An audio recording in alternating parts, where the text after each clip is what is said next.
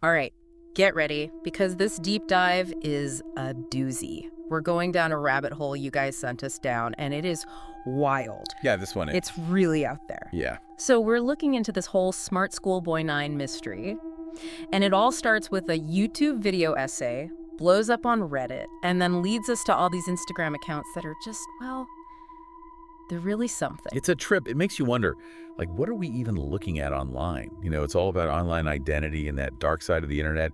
And then you've got these internet sleuths.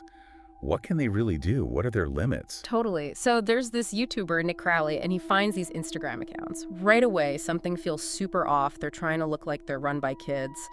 Right off the bat, you can tell something's not right. You see the pictures, the way they're edited, this weird thing about school uniforms and those little high-heeled boots.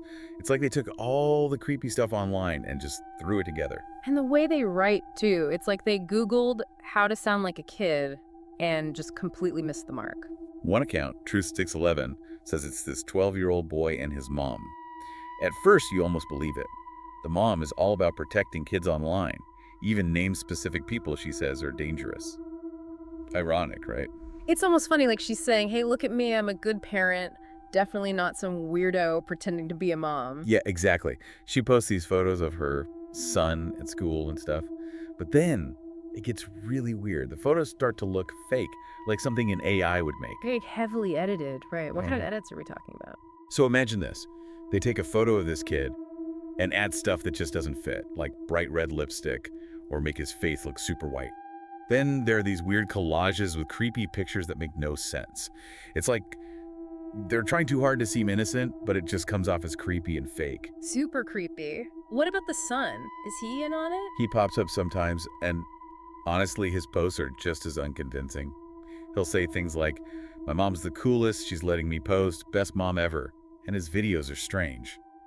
When he sings, his voice sounds off, almost like someone's messing with the audio. Okay, now we're getting into creepy territory. Having a weird online persona is one thing, but dragging a kid into it is a whole other level of messed up. And it gets worse. Some of the pictures start to look like, well, let's just say they shouldn't be on a kid's account. That's just awful.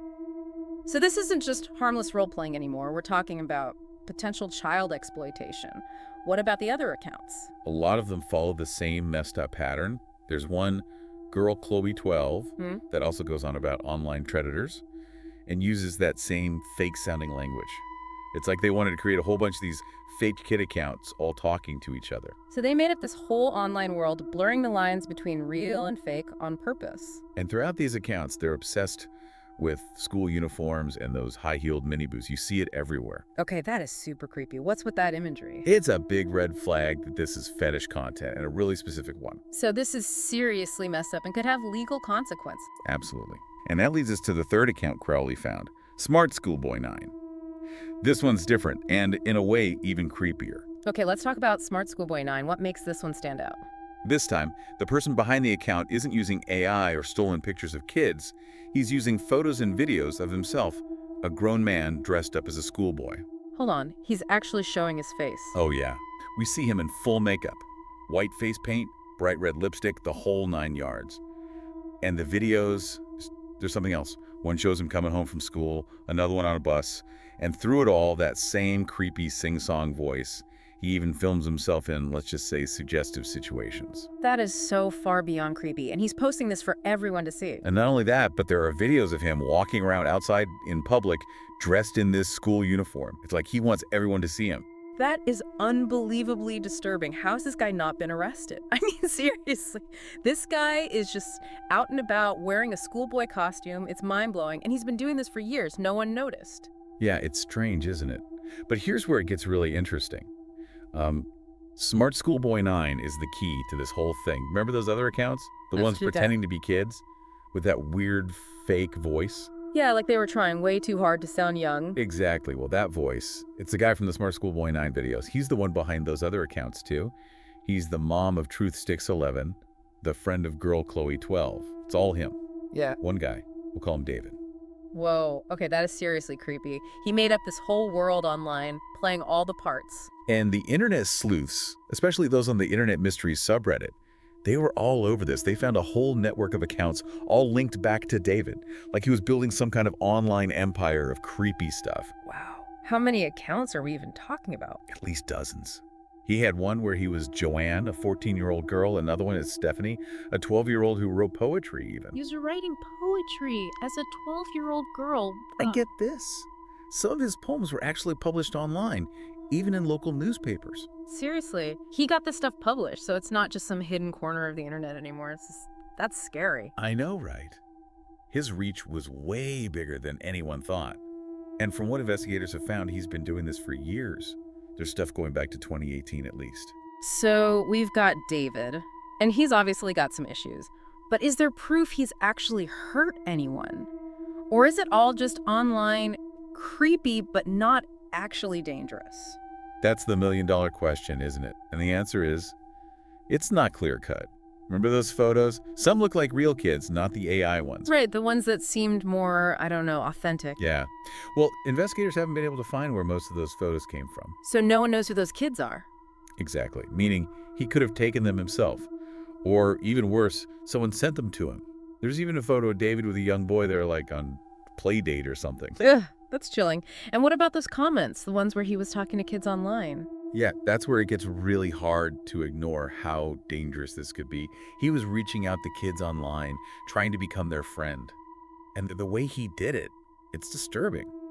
He'd comment on their posts, pretending to be a kid too, and warn them about bad people online. So he was using those warnings to gain their trust. That's sick. Classic grooming tactic, and it works scarily well.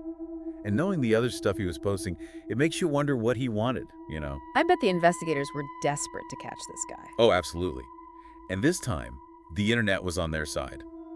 Because as smart as he thought he was, David messed up. He left clues everywhere. Like what? What kind of clues? Well, he kept mentioning David over and over on different accounts. Sometimes it was his stepbrother, his dad, a school friend. Like he couldn't help but put himself in the story. Ego, right. It always Yeah. gets you. Exactly. And then there were the locations, those videos of him walking around. You mean the ones where he's basically saying, look at me, I don't care who knows. Right. Those videos, some photos, even details in those creepy poems, they all pointed to specific places in London. So they used his own ego against him. Exactly. They figured out where he was, pretty much down to the street, adding the David thing, and boom, they found him. David Alter, 59 years old, living in London. 59. Wow, I pictured him way younger. Yeah. And while there's no record of him ever being in trouble with the law before, the people online, they gave everything they found to the police. So they had him. Case closed. You'd think so, right?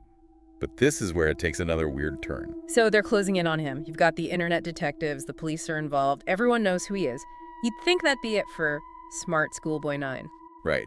You'd think he'd disappear, try to erase everything online, but David, or I guess Mr. Alter, he does the opposite. He just keeps going. Seriously, how do you even do that at that Okay, point? the second he realizes people are onto him, he starts posting these rants. He's calling out the perverts and predators who are after him. Can you believe it? Oh, come on. He's trying to play the victim now after all that. Total projection. And I mean off the charts. He's accusing others of doing exactly what he's doing.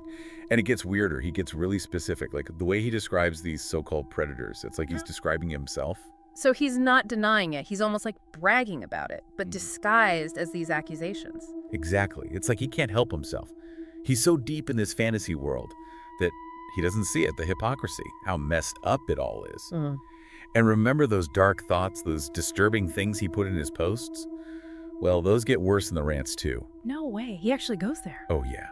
And it's rough. There's this one post on his Truthsticks11 account where he's pretending to be the mom, right? And he's ranting about some predator who wants to hurt kids.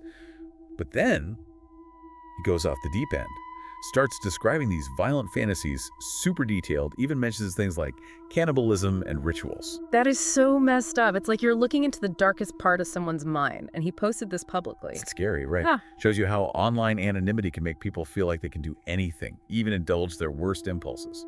So with all this new stuff, the rants, the fantasies, what are the police doing? Right now, the details of the investigation are under wraps. But we do know David's officially being investigated, even though he hasn't been charged with anything yet. So we still don't know a lot. Like, did he ever meet any of these kids in person? What about those photos we couldn't trace? Sadly, yeah. That's the thing about these cases. Sometimes we never know the whole story. It shows how even the best investigations can hit a wall. especially online. This whole thing has been really intense, honestly. It makes you think about how someone can build this whole disturbing life online and no one knows until it's too late. It's a reminder to be careful online for everyone, parents especially. Definitely. This case shows us that the internet can be a dangerous place, especially for kids. We need to be more aware, educate ourselves and others, maybe even have stricter rules to protect people online. It also shows how much power online communities have. These internet detectives, they took it upon themselves to expose him when it seemed like no one else could. The internet can be a force for good too, holding people accountable. It's a double-edged sword, that's for sure. Yeah. And it makes you think, right? In a world where anyone can pretend to be anyone else online, how do we know what's real? How do we stay curious but also protect ourselves? It's a question we all have to keep asking, especially as we spend more and more time online. That's a great point to end on. Thanks for joining me on this deep dive. It was dark, but important. Absolutely. Until next time.